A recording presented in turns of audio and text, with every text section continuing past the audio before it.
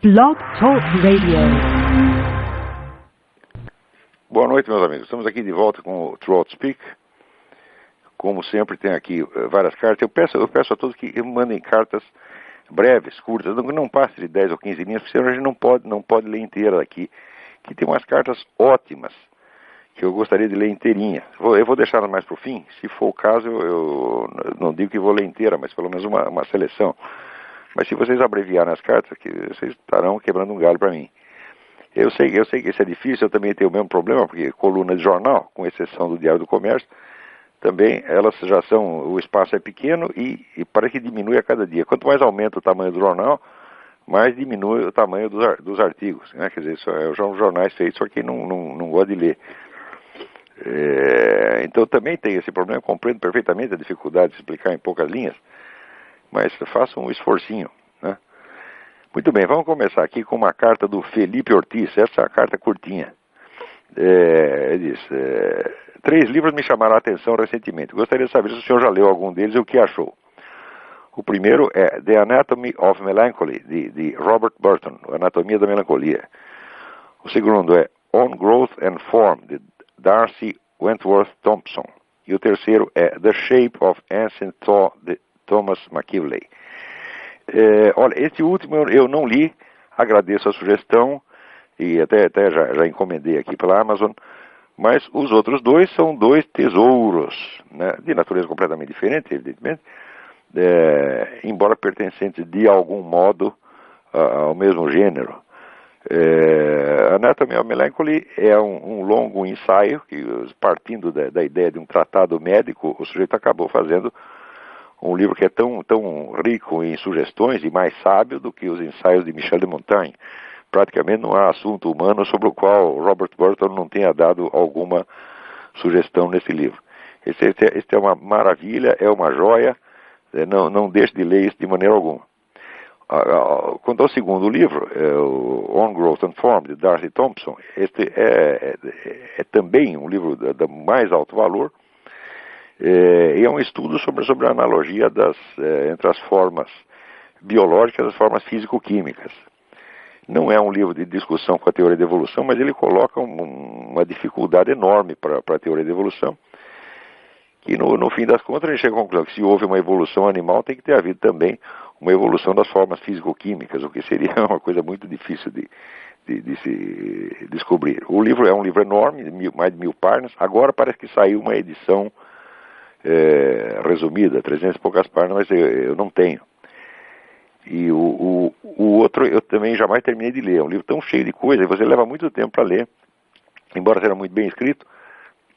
E não é um livro assim para amadores, é um livro para quem tem sólido conhecimento científico em várias áreas. Esse Thompson, ele domina 5 ou 6 áreas de conhecimento aí, brincando. Eu nunca terminei de ler esse livro, mas eu percebo claramente a importância dele. Qualquer hora eu vou fazer um exame mais aprofundado e, se for o caso, comentarei alguma coisa. Quanto ao livro The Shape of Ancient Thought, A Forma do Pensamento Antigo, parece ser um livro muito importante, mas eu não o li, acabei de encomendá-lo. Então, agradeço aí ao Felipe Ortiz a sugestão. Muito bem. Aqui tem uma carta do Rafael Balerone. Gostei muito do seu texto Adeus, Mundo Ateu. Nesse texto você foi capaz de sintetizar e expressar ideias de certa forma difusas que eu possuía sobre a essencialidade da religião para fornecer a base moral adequada às pessoas. Principalmente a passagem sobre o vício de abstratismo impressou fantasticamente minha noção de e daí se o sujeito é ateu, desde que siga os princípios morais religiosos. Por outro lado, gostaria de perguntar a sua opinião sobre outros aspectos da religião, o aspecto litúrgico, dos ritos e o procedimento dogmático. Apesar de reconhecer certa necessidade do aspecto litúrgico para certos grupos de fiéis, considero a ênfase de um aspecto absolutamente desnecessária e inadequada. Inclusive, foi a razão do meu afastamento da religião. Já em relação ao dogmático, tive sérias discussões com freis e freiras sobre dogmas da religião e sobre a necessidade de filiação a uma certa etiqueta religiosa. Bom, muito bem. A liturgia e o dogma são coisas completamente diferentes e não tem um jeito de a gente resumir tudo numa resposta só. Quer dizer, a liturgia não é nada mais do que a repetição de certos atos ou palavras fundamentais que expressam os símbolos básicos da religião. Veja, quando as pessoas dizem que são contra a liturgia, você esquece que, por exemplo, na igreja protestante também tem liturgia. Tem a liturgia da palavra. Quer dizer, uma liturgia que não implica nenhum gesto, quer dizer, mas a simples recitação, a simples leitura da Bíblia é litúrgica, porque é a repetição do símbolo. Se você abolir completamente a liturgia, acaba a religião. A liturgia é a própria religião nesse sentido. Né? Quando Cristo, na Santa Ceia, disse, fazer isto em memória de mim, ele está dizendo que é para repetir aquilo exatamente como foi feito. Tá certo? Então, não tem como apagar isso aí. Quer dizer, a liturgia, de certo modo, é a essência da religião. Agora, existe um formalismo maior, um formalismo menor na repetição da liturgia conforme as igrejas. Por exemplo, uma coisa muito interessante é você ver a missa na igreja ortodoxa russa, grega, romena, etc., onde você segue, vamos dizer, aquele protocolo litúrgico, mas tem margem para muita improvisação. As pessoas não ficam paradas durante a missa, elas andam, elas podem falar, você não tem aquela rigidez do rito romano, tá certo? Na igreja romena, eu até assisti lá uma missa em que o padre, no meio da missa, ele acenava para as pessoas que entravam, sorria para as pessoas que entravam. Então, existe um informalismo maior na igreja ortodoxa. Por outro lado, a igreja protestante reduz a liturgia à leitura do livro sagrado. Tudo isso é possível, e eu não saberia ter uma opinião sobre o que é melhor, o que é pior. Aliás, eu acho que isso, nessas questões de tal envergadura, a opinião pessoal da gente pouco conta. Mas se você levar a palavra liturgia no seu sentido correto, ela é a própria essência da religião. Não tem como aboli-la. Quanto ao aspecto dogmático, o que é o dogma? O dogma é uma transposição verbal, mas das experiências fundamentais que deram origem àquela religião. Quer dizer, certas experiências, a passagem do Cristo sobre a terra, os milagres que ele operou, a sua morte e ressurreição, etc. Tudo isso formam um conjunto de acontecimentos. Esses acontecimentos é que são, vamos dizer, a essência da religião cristã. E destes acontecimentos se produz então um testemunho. Esse testemunho é passado às gerações seguintes e ele então se torna objeto de fé. A fé não significa necessariamente a crença numa doutrina. A fé é sobretudo a confiança na pessoa. Quando você acredita, por exemplo, os camaradas que acreditam no parto virginal de Maria, não acreditam nisso como uma doutrina, acreditam num depoimento feito pela própria Maria, tá certo? Desde que você não tem motivo algum para duvidar da honestidade ou da sanidade da testemunha, tá certo? A qual deu provas mais que suficientes de santidade. Então, a confiança naquela pessoa é que se torna esse elemento de fé. Mais tarde, é a confiança que as pessoas depositam na própria pessoa de Jesus Cristo. Quando ele pergunta às pessoas, quem sou eu? E o indivíduo responde, você é o Filho de Deus vivo, você é o Logos encarnado, etc. Então significa que eu estou confiando que você é isso, porque você diz que é isso e você age como se fosse. Tá entendendo? Então, note bem que esse tipo de confiança é a base de todo o testemunho histórico. Todo testemunho histórico, em última análise, se baseia na confiança que você tem num testemunho humano ou num documento que é apenas a versão escrita de um testemunho humano. De modo que vamos dizer, a confiabilidade que está implícita na fé religiosa, ela não é maior e não é mais arriscada do que a confiabilidade que você tem em qualquer testemunho histórico. Quando esse pessoal que fala, opõe-se a fé e razão, fé e ciência, isso é tudo um bando de analfabeto. A pessoa não tem a menor ideia do que estão falando. Quer dizer, tomam fé e razão no sentido definido mais modernamente por Kant. Quer dizer, Kant toma a fé como crença sem, vamos dizer, fundamento objetivo. Quer dizer, uma crença que é livre, você é livre de acreditar ou não acreditar. E muito bem, a liberdade jurídica de crer ou não crer é uma coisa, agora a liberdade científica é outra. Né? Você, para descrer de alguma coisa, você, para colocar em dúvida um testemunho, você tem que ter razões. Precisa ver se você é mais confiável do que a testemunha.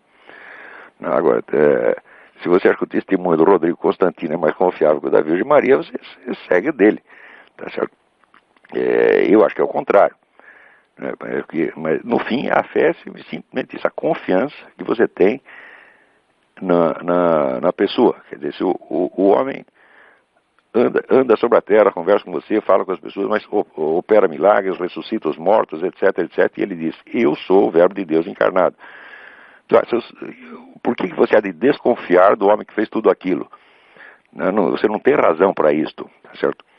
Então, esta é a confiança, quer dizer, porque eu fiz isso e mais aquilo, você acredita em mim, naquilo mais que eu estou dizendo que posso fazer. Quer dizer, esse não é é o mesmo nível de confiabilidade que uma criança tem no pai. Se o pai deixa a criança sozinha em casa, diz, você fica aí que eu já volto. Eu volto em meia hora. Mas se o pai demorar 40 minutos, a criança não vai desconfiar que o pai atraiu, vai continuar confiando. Não há irracionalidade nenhuma nisso aí. E dizer que isso aí é uma crença sem fundamento, isso sim é que é sem fundamento. Agora, à medida que o tempo passa, este conteúdo inicial da fé vai sendo, vamos dizer, objeto de discussões. E à medida que tem discussões, é preciso então esclarecer qual é o sentido exato da fé. Quer dizer, nós temos fé nisto e não naquilo, nós acreditamos nisto e não naquilo. Né? Quer dizer, às vezes os próprios, vamos dizer, adversários da religião fazem certas cobranças. E, em função dessas cobranças, foi que se desenvolveu o dogma. Quer dizer, é engraçado que o dogma surge em resposta aos críticos da religião. E em seguida, eles reclamam que a religião é dogmática. O dogma não é senão uma tentativa de expor em linguagem racional, organizada, o conteúdo inicial, vamos dizer, da confiança em Nosso Senhor Jesus Cristo, tá certo? É claro que essa transposição doutrinal, ela é problemática em si. Ela é tão problemática que ela já surge de um problema, ela surge da oposição que tem à religião. Se ninguém tivesse reclamado contra a religião católica, não existiria nenhum dogma católico. Durante vários anos e vários séculos, praticamente não havia dogma nenhum. Quer dizer, havia a confiança direta, né, no testemunho dos apóstolos, os quais, por sua vez, tinham confiança no testemunho do próprio Jesus Cristo e da Santa Virgem. Aos poucos é que o conteúdo cognitivo deste ato de confiança foi sendo transposto sob forma doutrinal. Então é importantíssimo entender isso, que a religião não é a doutrina. A religião é aquela experiência originária, vamos dizer, dos acontecimentos miraculosos e da confiança que esses atos inspiram naqueles que são ou beneficiados por eles ou que os assistem. Tá certo? Isso é que é a religião. O dogma é uma expressão muito secundária. O dogma não é a religião, ele é uma tradução doutrinal da religião. Tá certo? E, evidentemente, essa tradução é absolutamente necessária, por quê? Por causa das discussões e por causa das objeções. Porém, em seguida, o próprio fato de você responder às objeções é usado como objeção. Quer dizer, quando o nego diz, a religião é dogmática, eu digo, mas a religião não é dogmática porque quer. Foram vocês que transformaram, que nos obrigaram a expor isto num dogma. E agora estão reclamando, né? Então, agora, é preciso entender que o dogma em si, ele não é a religião, ele é apenas a transposição doutrinal da religião. Então, eu também não vejo como se livrar do dogma assim, a longo prazo. Quer dizer, enquanto a experiência inicial da religião está viva e presente, ninguém vai pensar em fazer aquilo um dogma. Por exemplo, se você confia no seu pai te deixa esperando Meu pai fazia muito isso comigo quando eu era criança. Ele tinha viajado de trem, ele me deixava sentado no trem e ia no bar tomar café. E dizia, você fica aí que eu volto. Nunca me passou pela cabeça que ele fosse me largar ali. Né? Mesmo que o trem saísse em movimento, eu sabia que ele estava por ali. Agora, se alguém me disser, você confia no seu pai, prove isso aí. Mas, vamos dizer, o testemunho dele é prova de si mesmo. Quer dizer, o indivíduo tem confiabilidade, a gente confia nele porque ele nunca mentiu. Nunca nos fez uma sacanagem, nunca nos abandonou ali, então você confia. Né? Então, não é exigível que haja na religião um nível de confiabilidade maior do que existe na ciência histórica, não faz o menor sentido. Então, se você for transformar numa doutrina a confiança que você tem no seu pai, na sua mulher. Quando você sai, como é que você sabe que a sua mulher não está transando com o vizinho, tá entendendo? Você, na verdade, não sabe, você apenas confia, tá certo? E sem esta confiança, a vida da sociedade humana seria impossível. Você leia o livro do Alain Périfitte, A Sociedade de Confiança.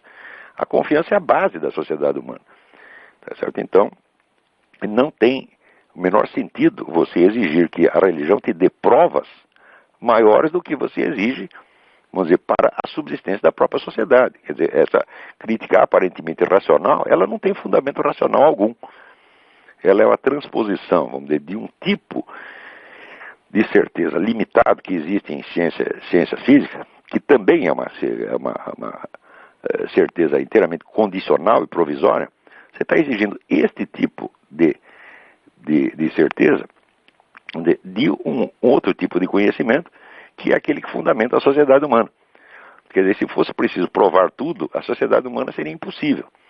Então, esse nível de confiabilidade é suficiente não só para a sociedade, para a história, mas também para a religião. Quer dizer, esses negros ficam falando, existe a fé é irracional e nós estamos do lado da razão. Eles provam que, primeiro, não sabem o que é razão, são completamente irracionais, confundem a prova científica com a confiabilidade socialmente necessária, né, e exigem que uma coisa seja outra, e não percebem que estão exigindo uma coisa inteiramente absurda e infantil, na verdade. Bom, espero que com isso tenha respondido a pergunta do Rafael Balerone. Muito bem, agora aqui, Cláudio Miranda, de Petrópolis. Pergunta, faz algum tempo quero lhe escrever. Primeiro, para agradecer por todo esse trabalho que você vem fazendo e esclarecer os que ainda podem ser esclarecidos. Também para colocar questões e ideias. Para começar, gostaria de saber como você responde a uma crítica que a esquerda, principalmente a cristã, entre aspas, costuma fazer ao capitalismo, de que ele, para funcionar bem, precisaria que as pessoas sejam gananciosas, egoístas, competitivas, consumistas, sem compaixão, pelo menos compaixão com os menos desfavorecidos. Bom, se o capitalismo fosse assim, não duraria um único dia. Por quê? Porque a base do capitalismo é a confiança que as pessoas têm umas nas outras. Tá certo? E por que você vai confiar num sujeito, tá certo, que você sabe que é mau, ganancioso, consumista e sem compaixão? Como é que você vai confiar num nego desse? Se a pessoa não der sinais de ser um bom cidadão, uma pessoa de boa conduta e de bom sentimento, você não vai confiar nela, porra. Quer dizer, essa objeção é idiota em toda a linha. Quer dizer, são pessoas que inventam um capitalismo na cabeça deles, inventam um modelo de capitalismo, tá certo? E não se pergunta se aquilo poderia funcionar. Quer dizer, esse capitalismo, veja, são pessoas que raciocinam, eu sempre digo isso, o brasileiro sobretudo tem muita maneira de raciocinar assim. Ele pega as definições das palavras e raciocina a partir das definições de palavras e aplica as conclusões pelo domínio dos fatos. Quer dizer, isso é uma confusão de palavras e de coisas. Se você disser que o capitalismo é um regime baseado na competição, bom, isso não está errado. Isso não é uma definição do capitalismo, mas é uma das propriedades do capitalismo, a existência da competição. Então, baseado no fato de que existe essa propriedade, você concebe um modelo de capitalismo que é inteiramente fundado nessa propriedade. Tá certo? Note bem que até aí você está raciocinando apenas a partir de palavras. Tá certo? E você cria esse modelo de capitalismo e em seguida você o critica e diz que aquilo é mal. Agora, para você sair desse curto-circuito verbal, você precisa pensar se aquele modelo que você concebeu a partir de uma simples definição verbal poderia existir na realidade. E a resposta, no caso, é evidentemente não. Tá certo? Você vê, se você for der um pulo até o Ceasa ou qualquer mercado, tá certo? Você vê um comerciante gritando assim pro outro, quanto custa tal coisa? Você deve dizer o preço. Manda tantos quilos, tantas toneladas para mim, te pago no dia tal. Tá certo? Nunca ninguém duvidou disso aí. E se não houver esse ato de confiança, se tiver que haver controle de tudo, o mercado para. Tá certo? Agora, por que você vai confiar em quem você sabe que não presta? Tá certo? Então, vamos dizer, a unidade intrínseca do capitalismo e dos valores morais, tá certo? Sobretudo nos valores religiosos, é uma realidade histórica. Quer dizer, o capitalismo surge exatamente, o capitalismo moderno surge exatamente nos Países Baixos, onde após a reforma protestante, até após a reforma você a igreja não tinha mais chefe. Quer dizer, tinha uma igreja em cada esquina e cada igreja fazia que bem entendia. E isso realmente fomentou, tá certo, o capitalismo. Por quê? Porque as pessoas tinham que aprender a confiar umas nas outras. Elas não tinham mais a garantia de uma instituição, vamos dizer, que as governasse a todas. Então isso estimulou, vamos dizer, não só a iniciativa individual, mas o surgimento da confiança, tá certo? E fez com que as sociedades se tornassem muito mais integradas, tá certo? Então, na verdade, o capitalismo o próprio Adam Smith dizia que o capitalismo se baseia em valores morais que ele não pode criar, que ele tem que encontrar pronto, que vem de uma situação anterior. Quer dizer, aí você tinha 1,5 milênio de cristianismo quando surge esse movimento, então, capitalista moderno. Tá certo? E surge também espontaneamente. Ele é criado pela confiança, não é que ele necessita da confiança. Ele é um efeito da confiança, tá certo? E a confiança implica, evidentemente, algum conhecimento sobre a conduta do cidadão. E se você sabe que é um nego egoísta, que só pensa nele mesmo, tá bom, o que você vai fazer? Você vai fugir dele, pô. Você vê, também é preciso ver que no Brasil, né, existe muita gente assim, quer dizer, a classe mais rica no Brasil, ela às vezes corresponde a este modelo, tá certo? Mas o Brasil, evidentemente, não é um país tipicamente capitalista, tá certo? Ao contrário, o Brasil tem um capitalismo travado, tá certo? Pelo intervencionismo estatal onipresente e pelos controles estatais. E por que precisa de tanto controles estatais? É porque as pessoas não confiam nem mesmo em si próprias. Elas mesmo querem ser, vamos dizer, dominadas e fiscalizadas por uma autoridade, porque elas sabem que não prestam. Todo mundo sabe que o brasileiro é o povo mais dinheirista do mundo. O brasileiro não pode dizer que o brasileiro só pensa em dinheiro, porque ele também pensa em sexo. Mas se tirar o sexo, ele só pensa em dinheiro. Ou como dizia o Milor Fernandes, ele pensa em falta de dinheiro. Então, são pessoas obcecadas. E isso aí é um dos motivos do atraso brasileiro. Quer dizer, se você não tivesse de tantas pessoas de baixíssimo nível moral, tá certo? Egoístas, pueris, na verdade, porque egoísmo é uma coisa de criança, tá certo? A criança é naturalmente egoísta, um bebê é totalmente egoísta, porque ele nem sabe que os outros existem, ele é o centro do mundo, ele é o umbigo do mundo, tá certo? À medida que você cresce, a sua individualidade, a sua personalidade, ela vai crescendo, ela vai abrangendo, de certo modo, outras pessoas que ficam, vamos dizer, como extensões suas, né? A sua mulher é uma extensão sua, a sua família é uma extensão sua, os seus amigos são uma extensão sua, tudo aquilo faz parte do seu mundo. Tanto faz parte do seu mundo que quando uma dessas pessoas morre, tá certo? Você fica triste, você perde alguma coisa, você se sente empobrecido. Então isso tudo faz parte da sua personalidade, tá certo? Então, vamos dizer, você não pode ser um sujeito egoísta no sentido individualista, não querer repartir nada com mais ninguém, porque senão você não pode nem ter família. Tá certo? Então, vamos dizer, o egoísmo é uma atitude pueril que o ser humano naturalmente acaba superando através da sua convivência na sociedade. Tá certo? Então essa ideia aí é simplesmente uma estupidez. Então o Cláudio Miranda, o Cláudio observa que mesmo que o capitalismo fosse tão ruim, quer dizer, qual é a prova de que o socialismo é melhor, né? O socialismo é o único regime que conseguiu matar de fome 30 milhões de pessoas de uma vez só, no famoso grande salto para a frente do Mao Tse Tung, que foi a coletivização da agricultura, morreram 30 milhões de pessoas de fome, tá certo? E na União Soviética a fome foi tanta que ela se tornou uma arma estratégica. Quer dizer, Stalin usava a proibição de entrada e saída de alimento para matar populações inteiras.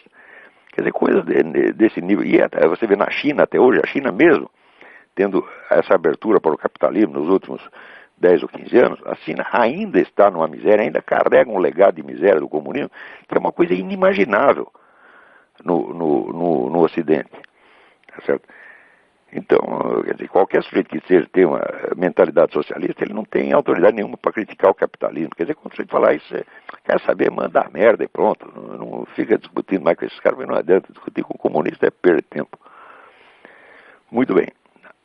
Agora vamos aqui, uma pergunta do Rodrigo, da Aleté Importadora. As questões proibidas, como as chamava Voegelin, teriam em sua origem alguma relação com o hábito maçônico separar os grandes mistérios dos pequenos mistérios? A resposta é não. Uma coisa não tem nada a ver com a outra. Quer dizer, as famosas questões proibidas, elas surgem, sobretudo, a partir da formação do moderno método científico, que o método científico, ele, para funcionar, ele tem que recortar um pedacinho da realidade, fazer abstração de milhões de coisas, e praticamente criar um modelo hipotético, tá certo? E raciocinar só dentro dos dados que caibam nesse modelo hipotético. Isso quer dizer que a ciência não estuda a realidade concreta. A realidade concreta é vamos dizer, o acontecimento acompanhado de todos os seus componentes acidentais, sem os quais ele não poderia acontecer. Né? O que a ciência faz? Ela recorta esses acidentes e fica só com aquilo que corresponde mais ou menos à definição da esfera científica considerada. Então, de cara, a ciência não dá conhecimento da realidade, a ciência dá conhecimento de aspectos hipotéticos e convencionalmente recortados da realidade. Mas uma vez que se concebeu esse método, tá certo? Ele, no instante seguinte, já se tornou, em vez de um método, se torna um princípio. E na hora que se torna um princípio, ele proíbe a investigação do que quer que não caiba dentro do método. Quer dizer, é uma forma de império da burrice. Né? Quer dizer, a ciência moderna veio junto com uma burrice absolutamente formidável. Um dos porta-vozes notáveis desse dogma da burrice foi Kant.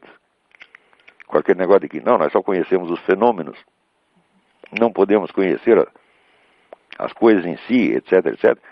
Quando isso é uma bobagem. Quer dizer, você acha que agora eu estou falando num fenômeno de telefone ou num telefone?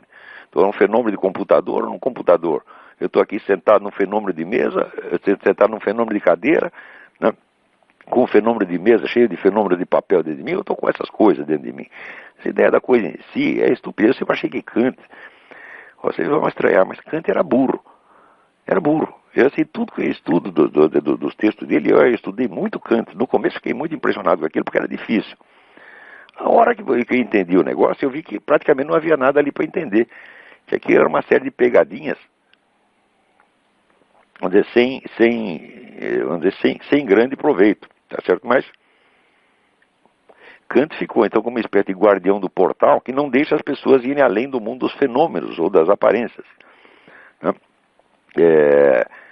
Então é daí que surgem as tais das questões proibidas.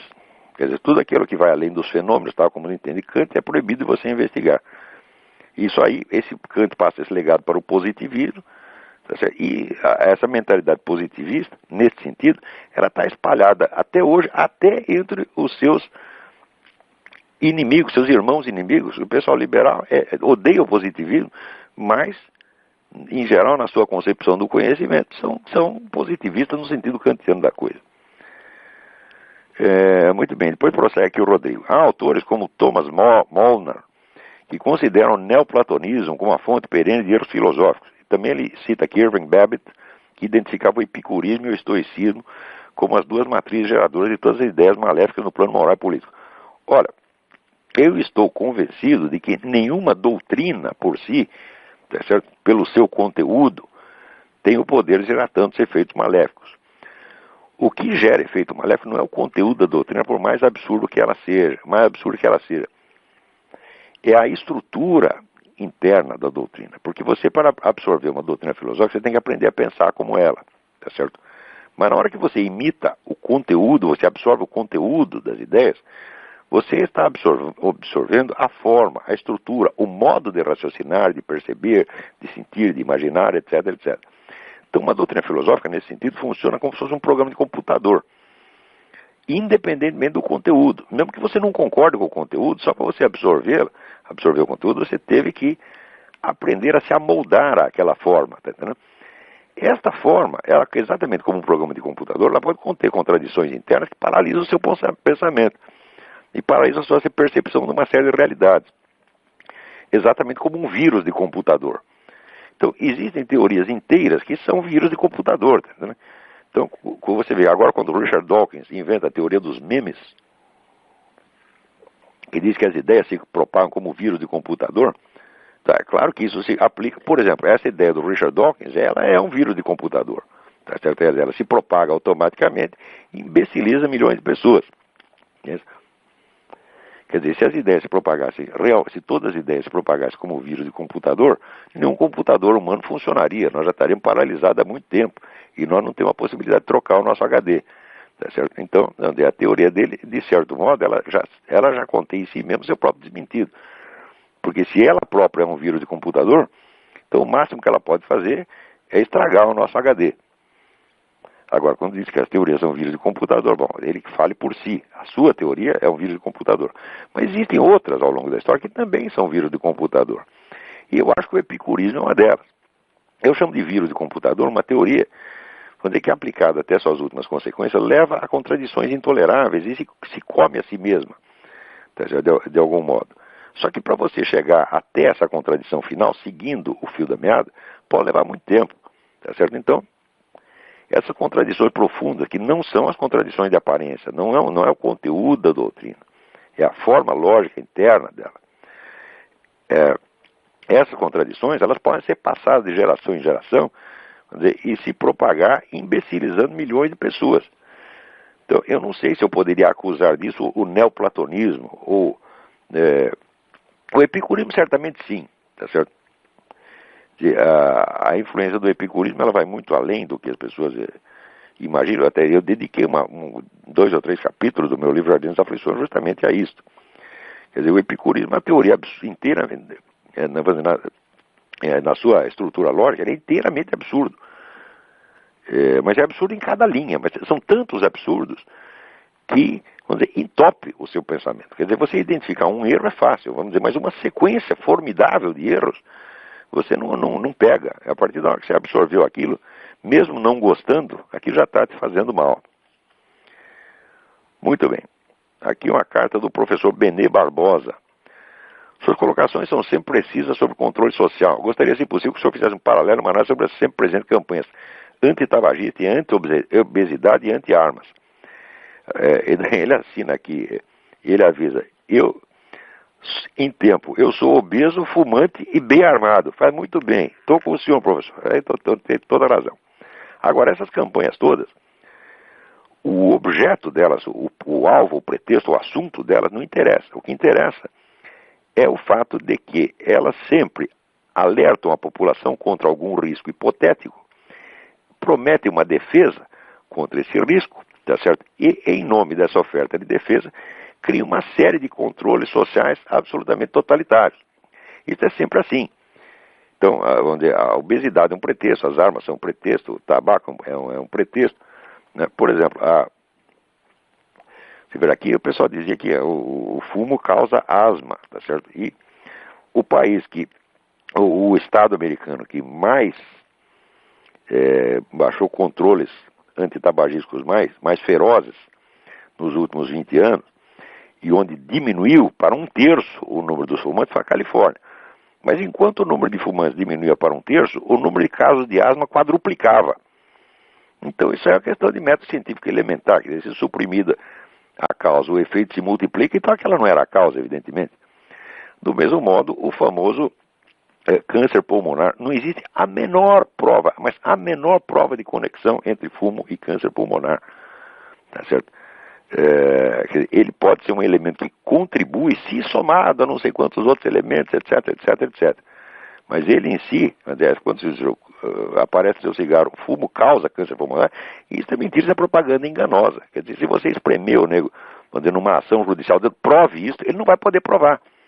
Tá certo? Então significa que os ministérios da saúde do mundo e a própria Organização Mundial de Saúde estão fazendo propaganda enganosa. Agora, por trás disso, você tem o dinheiro das indústrias farmacêuticas, que é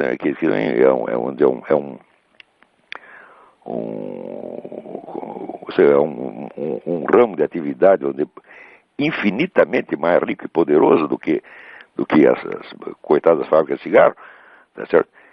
E que exercem uma função controladora no mundo, que são os donos da saúde. Aqui, por exemplo, aqui nos Estados Unidos, o que a indústria farmacêutica não gosta, a DEA, que é a Drug Enforcement Administration, proíbe.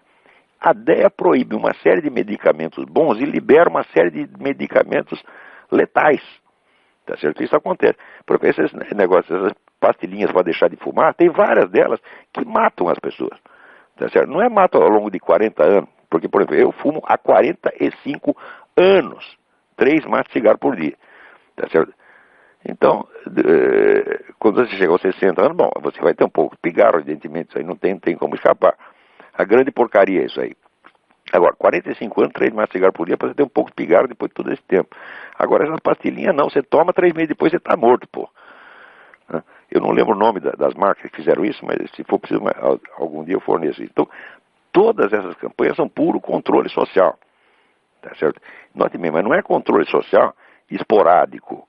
O que existe atualmente em implantação no mundo é uma concepção global de civilização, no qual uma elite internacional prescreverá condutas para toda a humanidade. E condutas que saem da cabeça deles, porque eles acham que são mais do que gênios, eles acham que são profetas, tá certo? Que têm na cabeça a solução de todos os males humanos e que todo mundo tem que viver do jeito deles. E as pessoas que reclamam, por exemplo, que a religião controla a vida das pessoas, você não sabe o que é controle, rapaz. Não tem a menor ideia do que é controle. Controle você vai ver agora. Agora que vai ver o que é bom para tosse. Né? Então, eles têm o poder, vamos dizer, de proibir uma coisa e tornar outra obrigatória. Como, por exemplo, tem uma carta que eu nem lembro de quem é, que, tá aqui, tem o carta do Júlio Severo. A carta é muito longa, né? Não dá para ler a carta aqui, mas é muito interessante. Eu estou até capaz de colocar. Isso aqui tem que sair no Mídia Sem Máscara. Alertando sobre esta lei que proíbe manifestações de homofobia. Tá certo? Quer dizer, o que é homofobia? Quer dizer, você não... Note bem, se você define o homossexualismo como uma opção por um determinado tipo de prazer, ele reconhece o direito àquele prazer, tá certo? O direito ao prazer é coextensivo ao direito à repugnância. Né? Quer dizer, por exemplo, você tem o direito de comer abóbora. Eu não posso nem ver abóbora, né? Então eu tenho repugnância para abóbora, e outro gosta, tá certo? Então, se existe o direito ao prazer, existe o direito à repugnância. Existem pessoas que não por ser neuróticas, mas por natureza delas, elas têm uma repulsa física, por exemplo, de se aproximar de alguém do mesmo sexo. Por exemplo, se você ler as memórias do nosso grande escritor, Graciliano Ramos, tá certo? Ele, quando ficou na cadeia, tá certo? O maior horror que ele tinha era da aproximação dos homossexuais. Ele chegava a ficar sem comer porque tinha um cozinheiro gay ali, né, todo efeminado, e o Graciliano ficava, ele tinha repugnância física disso, é uma coisa que ele não podia controlar. Se o homossexual não pode controlar o seu desejo homossexual, por que o outro vai ter que controlar a sua repugnância? Quer dizer, a coisa em si é absurda. Agora, o pior desta lei é que é o seguinte, se ela proíbe manifestações de homofobia, quer dizer, de repulsa à homossexualidade, mesmo que, vamos dizer, usar a expressão da afetividade homoerótica se dê dentro de um templo religioso, tá certo? Ou em qualquer outro lugar público. Isso quer dizer que pode entrar 2 viados numa igreja, ficar lá se amassando, tá certo? E o padre que mandar eles parar vai para cadeia. Isso é gravíssimo. Claro que isso aí não é uma lei feita para beneficiar os homossexuais. Note que eu seria a última pessoa a aceitar qualquer perseguição que fosse a sujeito por causa da sua conduta sexual. Para mim, a ideia em si já é repugnante, né? Eu não tenho nada a ver com a vida de ninguém, não sou autoridade nenhuma para mandar as pessoas fazerem assim um assado, tá certo? Nunca suportei na minha vida gente falando mal dos outros por causa de conduta sexual, não aguento isso, tá certo? Mas aqui não se trata de proteção ao homossexualismo. Por que não se trata do homossexualismo? Proteção. Porque, pense bem, quantos homossexuais no mundo sentem a necessidade urgente de trocar carícias dentro de uma igreja? Você vê que isso aí é uma fantasia sexual muito rara, né? Todo mundo prefere na cama, na boate, na rua, né? Na praia. Por que tem que ser dentro da igreja? Agora, se for dentro da igreja, né, ninguém vai poder reclamar.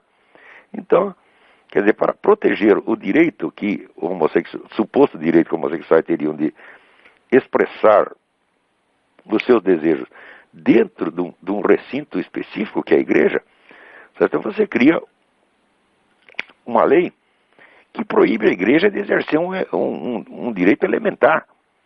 Quer dizer, que é o direito de exigir que no seu templo, que é um lugar de culto, as pessoas se comportem de acordo com o culto. Ora, Por exemplo, se você é membro de um clube de futebol de botão, tá certo? Que direito tem você de chegar lá e usar as mesas para jogar bilhar, tá certo? E atrapalhando os negros que querem jogar futebol de botão. Quer dizer, se você está no clube de futebol de botão, é para se comportar como um jogador de futebol de botão. Agora, se você é membro de uma igreja católica, ou protestante, ou de uma sinagoga, você está lá para se comportar de acordo com a regra do catolicismo, do protestantismo ou do judaísmo, é a coisa mais óbvia. Esse direito será eliminado. Então, isso não tem, na verdade, nada a ver com o homossexualismo. Isso é um ato de genocídio cultural. Isso significa destruir uma comunidade a partir da destruição da sua cultura. E note bem, as pessoas que ficarem discutindo homossexualismo diante disso, estão perdendo o seu tempo. Estão caindo numa armadilha. Porque o que está em jogo não é o homossexualismo. O homossexualismo não tem nada a ver com a história. Tá certo? O que tem que ver é com a destruição da comunidade cristã, judaica, etc., etc., através da guerra cultural. E isso já está mais do que provado pela história. Quando você começa com a destruição cultural da comunidade, daqui a pouco começa a destruição física. Na verdade, a destruição física de cristão e, em menor escala, de judeu já começou. Você tá entendendo? Quer dizer, no mundo islâmico comunista, eles matam cristão pra caramba, tá certo? E na Europa, o esporte da moda é bater em judeus, tá entendendo? Então, os judeus, como são sempre minoria, né? Onde você tem lá, sei lá, tem 1000 caras da outra comunidade, tem 3, 4 judeus, e acaba sempre se ferrando, tá, né? Então, isso aqui é guerra cultural, isso é genocídio cultural. Veja, acabar com o homossexualismo nós não vamos, ele existe desde que o mundo é mundo, existe também no reino animal. Eu já vi filme lá, o gorilão comendo o gorilinha desesperado, entendeu? Quer dizer, mal acabou de nascer, já tem aí um gorila em cima dele. Isso eu vi no filme, entendeu? E não é gorila cativeiro, não, é pegar ele na selva. Então, se tem até no reino animal, acredito que nós vamos acabar. Agora, não vamos conseguir acabar. Mas acabar com este movimento, nós temos que acabar. Porque este movimento não é para a defesa dos homossexuais, isso é para a destruição das comunidades religiosas. Tá certo? E para o aumento do poder da elite governante mundial autonomiada. Porque alguém aí votou em alguém para presidente do mundo? Não. Mas os caras já se autonomearam presidente do mundo. Quer dizer, a ONU já tem resolução dizendo que no prazo tal de 10 anos tem que virar um governo mundial. Então, ninguém elegeu essas pessoas. As pessoas foram constituídas pelos governos das nações, tá certo, como representantes do governo das nações, e agora estão destruindo o governo das nações e criando outro governo no lugar deles. Isso aí, nós temos que lutar contra isso aí, quer dizer, por todos os meios possíveis e imagináveis. Vamos ver se tem alguém na linha aí. Olha, aqui tem, só para avisar, aqui tem uma carta do Marcelo Bernardes Fernandes, com Z no Bernardes e Z no Fernandes, portanto é em espanhol. A sua carta é muito interessante e eu pretendo lê-la inteira, mas não vai dar para fazer mais isso nesse programa, então eu vou ficar para o próximo. Vamos ver se tem alguém na linha aí. Oi, Olavo. Oi, quem é? Aqui é Alexandre Fraguglia, aqui de Liverpool, na Inglaterra. Tudo bem? Tudo bem. Minha pergunta é o seguinte, a questão da moral, né? Todo indivíduo se baseia na questão moral, né? E subsequente à sociedade. Como é que você vê a democracia atual hoje em dia, principalmente nos Estados Unidos e aqui na Europa, já que se permite um monte de coisas como pornografia, o uso de drogas, e a própria manipulação das leis, né, pelo poder jurídico.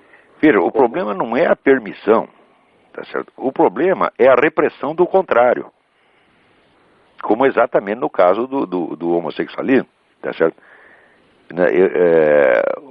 Uma coisa é você deixar de perseguir a conduta homossexual, uma coisa é permiti-la, a outra coisa é você botar na cadeia quem é contra ela.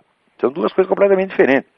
E eu acho que a simples permissão, até a permissividade, ela por si não destrói a democracia. Ao contrário, porque a maioria do povo sempre vai seguir, vamos dizer, a moral tradicional.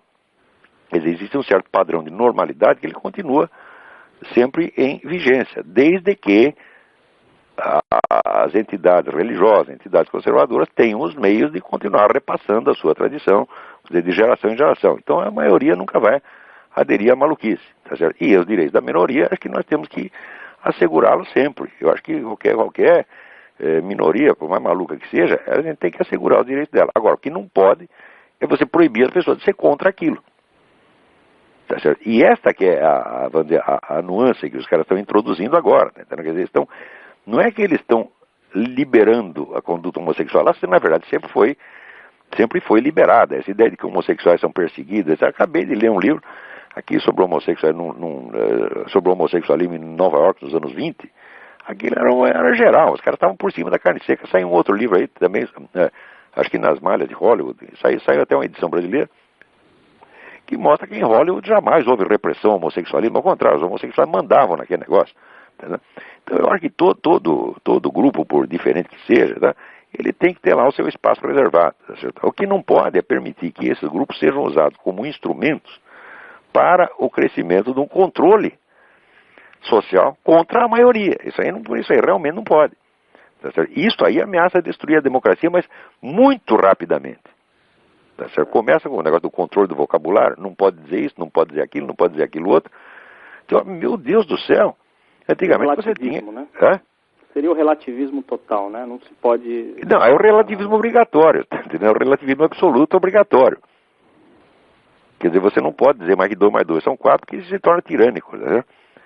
Então, o pessoal usa o pretexto de relativismo para impor uma autoridade absoluta. E isso que pode realmente destruir a democracia e está destruindo. E as pessoas têm que tomar consciência disso muito rapidamente e, sobretudo, parar de discutir o conteúdo de cada coisa, tá entendendo? Porque não é porque é lei antitabagística, anti-homofobia, o conteúdo interessa. Se não for contra uma coisa, vai ser contra a outra. Você tá entendendo? Agora estamos discutindo, por exemplo, proibição da pessoa dar perfumada, entrar perfumado no elevador, ou então proibição de ser gordo. Qualquer coisa serve como instrumento. Tá entendendo? Quer dizer, é apenas tratar de proliferar controles sociais e impor, vamos dizer, contravalores, impor valores absurdos, inventar da cabeça desses meia dúzia de bilionário maluco, que domina desses organismos internacionais, e domina através do financiamento das ONGs. Então esses camaradas eles acham que tem a solução para todos os problemas humanos e eles inventam as formas mais estapafúrdias e destrutivas, tá certo? Tentando impor realmente uma nova ordem, tentando modificar a natureza humana. Então isso é realmente um risco para a democracia. Agora, a questão da pornografia e do consumo de drogas, qual que é a base moral para se permitir mesmo o uso controlado? Não, são duas coisas diferentes, porque eu nunca soube ninguém que, quando ele tivesse assassinado alguém porque leu a revista Playboy. Se ele leu a revista Playboy, ficou maluco, matou a pessoa. Agora, cocaína sim, você cheira a coca, você fica doido e pode matar pessoas. Então, eu sou contra a repressão à pornografia, mas sou a favor do isolamento dela. Quer dizer, você não pode expor isso para todo mundo, isso é para um público muito específico, quem quer aquilo tem direito àquilo, tá certo? Mas você não pode tornar a pornografia obrigatória, né? Certo. Que é o que estão querendo fazer agora, pô. Quer dizer, não só a pornografia, você veja, na Holanda já tem o partido pedófilo, aqui você tem um movimento pedófilo importante. Eu tenho certeza que antes de 10 anos a pedofilia não só estará liberada, como ela será protegida por lei, exatamente como acontece com o homossexualismo, que a tendência é exatamente essa. Então você não vai poder nem chamar mais os negros de pedófilo, a palavra pedófilo vai ser proibido, você vai ter que, né, é um amor com defasagem geracional, vai ter que já dizer assim, a palavra pedófilo é pejorativo, então, é preconceito, não pode chamar os caras de pedófilo. Aos pouquinhos vamos voltando aos tempos de Nero, né? Sem sombra de dúvida, sem sombra de dúvida. Nero, Herodes e companhia. Exatamente, estão todos aí de novo. Né? Pois é. Aí, olha, esse governador da Bahia, né, esse folião maluco, tá certo? Esse sujeito é a reencarnação do Nero. Né? Ele é capaz, sei lá, agora, depois dessa bagunça toda que ele fez lá, né, empurrando a mulher para dar um beijo lésbico na mulher do ministro, na frente de todo mundo, né? Então agora só falta mesmo tocar fogo na cidade para se divertir, pô, né? Porque esse sujeito é louco, eu não tenho a menor dúvida. Esse Jacques Wagner é um bêbado e louco, tá certo? Eu acho que ele não tem a menor ideia do que ele faz, não. Bom, então vamos ver se tem outra pessoa na fila aí. Ok, abraço. Um abração, tudo de bom. Até mais, tchau. Alô? Alô? Não, no momento não tem ninguém na fila. Mas enquanto isso, vou tentar responder a cartinha aqui do Luiz Valério, que pergunta qual seria a prioridade, no estudo das obras do Mário Ferreira dos Santos, qual seria a prioridade, a ordem de leitura? Tá certo? Ora, o próprio Mário já resolveu isso de alguma maneira, né, porque ele dividiu, denominou a grande obra dele, a Enciclopédia das Ciências Filosóficas, que tinha 56 volumes. E ele dividiu essa em 3 séries. Tem a primeira série introdutória, que começa com filosofia e cosmovisão e termina com a filosofia concreta. Depois uma série intermediária que trata de vários problemas e temas separados, tá certo? Mais ou menos a esmo, só para ilustrar o que ele expôs nos primeiros 10 volumes. E depois a série final, que ele chama de Matesis Megiste, quer dizer, o grande ensinamento, tá certo? Onde ele cria o sistema, um novo sistema das categorias, que funcionaria, segundo ele, como uma metalinguagem de todas as ciências. Então, a ordem de leitura é exatamente essa: ler primeiro os 10 volumes da série introdutória, começa com filosofia e cosmovisão, depois vem lógica e dialética, etc. A numeração é dada nas próprias obras dele. Tá certo? Então, ler por esta ordem. Tá certo? Filosofia e Cosmovisão não é um grande livro, eu acho um livro muito mal organizado. Mas no final tem 40 páginas essenciais, onde ele dá elementos muito importantes do pensamento dele. Tá certo? Lógica e Dialética é um livro mais introdutório também, mas ele começa a fazer um livro elementar, de repente ele coloca as suas teorias mais ousadas. Tá certo? Então também não é um livro muito organizado. Mas os volumes seguintes, sobretudo Filosofia da Crise, que acho que é o volume 8 da série, é um livro muito bem escrito. Com o Mário, muita coisa que ele escreveu não foi escrita, foi ditada. E foi gravado em aula e transcrito. Então tem uma certa bagunça. Mas de qualquer modo, seguir a ordem de exposição dele é a sugestão. Além disso aqui, o Luiz Valério avisa que a dica que eu tinha dado, dialética do conhecimento, do André Marx, não é dialética do conhecimento. Dialética do conhecimento é dialética da afirmação. Tem toda a razão, já estou ficando velho gaga. É dialética da afirmação que se chama o livro. Tá certo? Depois vem o outro que chama O Ser e o Espírito. Tá certo? Então, é desse mesmo livro que eu estava falando. Vamos lá. Muito bem. Eu acho que o nosso tempo acabou. Acabou mesmo. Vamos ler só mais uma rapidinha. Aqui, Daniel P. Suas críticas ao desconstrucionismo me chamaram muita atenção. Estudo comunicação social na PUC Minas e é impressionante como essa coisa do desconstrucionismo é introjetada na nossa mente. Começa desde os primeiros dias de aula, citações clássicas de Nietzsche. Ao longo do curso vem Kant, Deleuze, Guattari e toda a galerinha nessa linha. Então ele me pede algumas sugestões de livros que serão críticos dessa corrente. Existem 2 livros muito importantes para isso aí, Daniel.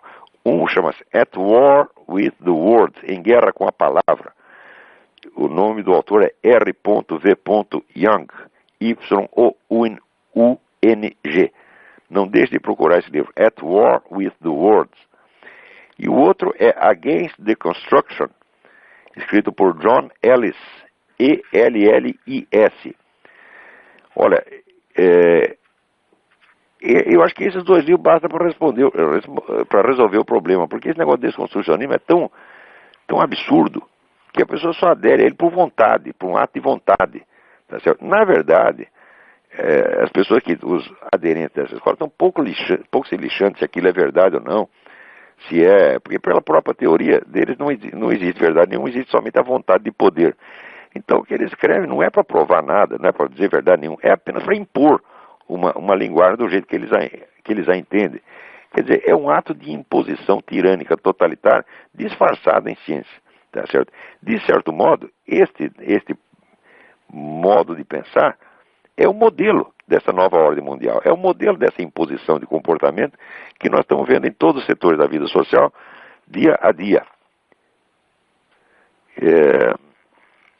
Então, isso aí, toda esta nova ordem, vamos dizer, que vai se impondo mais ou menos no modelo aí do Admirar Mundo Novo, tudo isso tem um modelo, tá certo, mental nessas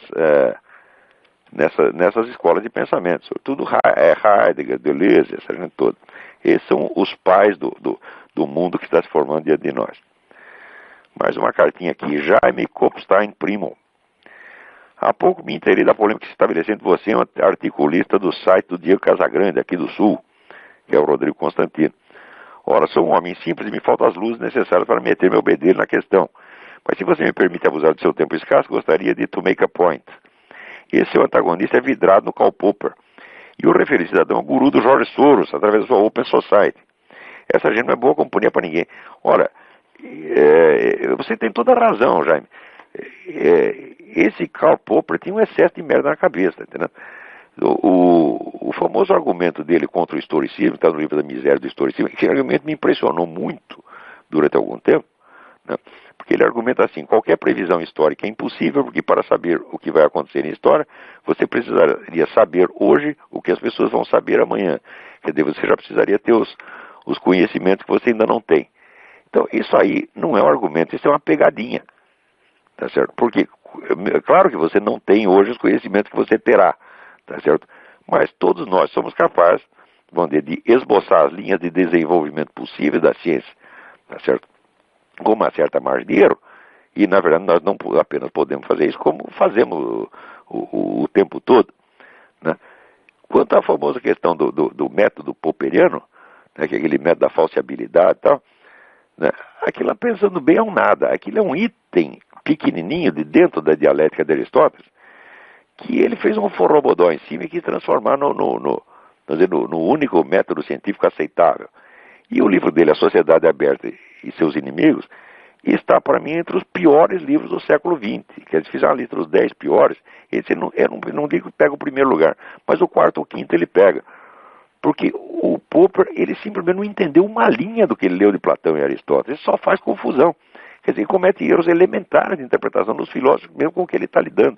Quer dizer, o Popper, nesse sentido, é um amador. O Popper era ele tinha alguma formação em lógica, tá certo? Mas como filósofo, é um homem de 15ª categoria e só pode impressionar mesmo. É jumento do terceiro mundo. Tá, muito bem. Então, com isso, encerramos o nosso programa. Até a semana que vem. Muito obrigado a todos.